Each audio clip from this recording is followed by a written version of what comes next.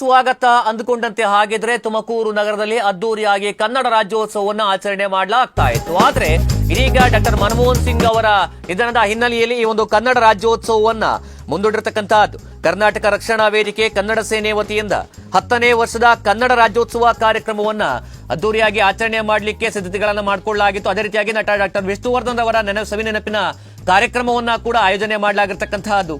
ನಗರದ town hall ವೃತ್ತದಲ್ಲಿ ಈ ಒಂದು ಕಾರ್ಯಕ್ರಮವನ್ನ ಹಮ್ಮಿಕೊಳ್ಳಲಾಗಿತ್ತು.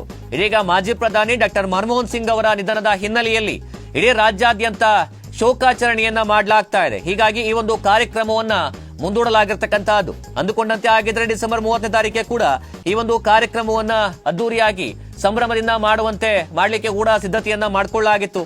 ಇದೀಗ 2025ರ ಜನವರಿ 10ನೇ ತಾರೀಕು ಈ ಒಂದು ಕಾರ್ಯಕ್ರಮವನ್ನ ಮಾಡಲಿಕ್ಕೆ ಮುಂದೂಡಿರತಕ್ಕಂತಹದ್ದು. ಕನ್ನಡ ಅಭಿಮಾನಿಗಳು, ವಿಷ್ಣುವರ್ಧನ್ ಅಭಿಮಾನಿಗಳು ಯಾರು ಕೂಡ ಈ ಒಂದು ವಿಚಾರದ ಬಗ್ಗೆ ಬೇಸರ ಪಟ್ಕೊಳ್ಬಾರ್ದು ಅಂತ ಹೇಳಿ